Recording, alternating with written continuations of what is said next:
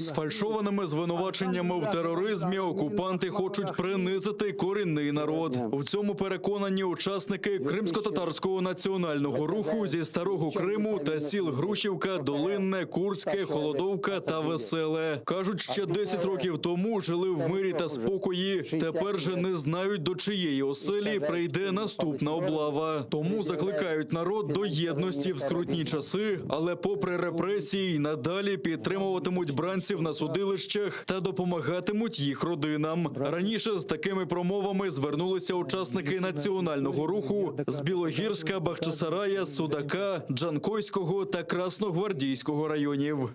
Пытается слепить из нашего порядочного народа каких-то террористов, экстремистов. Хотя на протяжении всей нашей истории мы неоднократно показывали, доказывали, что мы являемся порядочным, честным народом. Посягнули на нашу честь, на наше достоинство. Перед нашими детьми нас пытаются унизить. Перед нашим народом. Хотя мы видим, знаем, какие это люди, которых арестовывают и сажают, что они чистые перед законом, порядочные. Нагадаю, 17 лютого кількома районами Криму прокотилася чергова хвиля масових облав. Тоді затримали 5 кримських татар – Азамата Еюпова, Яшара Шейхаметова, Лінура Сейдаметова, Тімура Ялкабова та Олега Федорова, який сповідує іслам. Їм закидають організацію та участь у буцімто терористичній діяльності.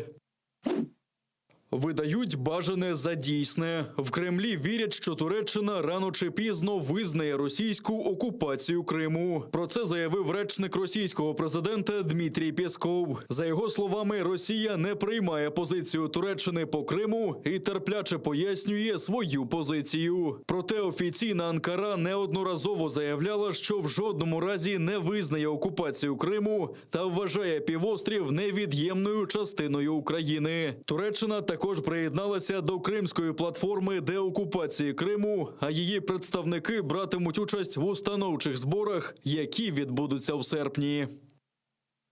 Вірність собі – не злочин. У Міністерстві закордонних справ України відкрилась виставка світлин дітлахів кримсько-татарських політв'язнів. Кожне фото – історія дитини, чиїх батьків російські окупанти незаконно за політично вмотивованими справами позбавили волі. Тих, хто через переслідування окупантами корінного народу залишився без батьківської опіки на півострові майже 200. Більшість з них потребує психологічної реабілітації, зазначають в МЗС. За словами заступниці міністра закордонних справ України Еміне Джепар, міністерство прагне, аби про страх та політичні переслідування в окупованому Криму знав весь світ. Власне, ця виставка, яка буде передана всім нашим посольствам сьогодні по всьому світові, теж покликана розповісти історію батьків через їх дітей. Цей рік буде особливим для кримської проблематики, тому що саме цього року ми проведемо інавгураційний саміт Кримської платформи, роботу над яким ми почали ще минулого року. Це дуже складна історія, дуже відповідальна, але це є абсолютний пріоритет.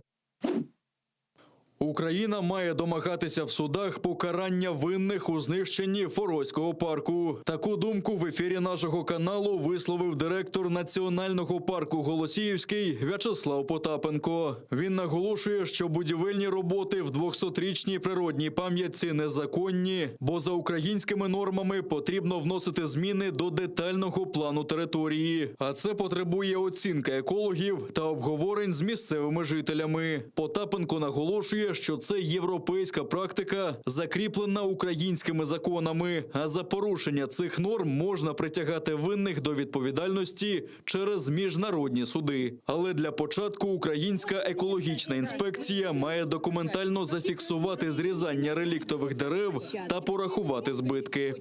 Коли буде реальна документація, що не пройдена процедура по українському законодавству, можна подавати в суд і далі намагатися доходити там до європейських судів і так далі. І так потроху один випадок, інший, третій, можна накопичити такий масив судових справ для того, щоб можна було тиснути на тих власників в Росії, які цим займаються.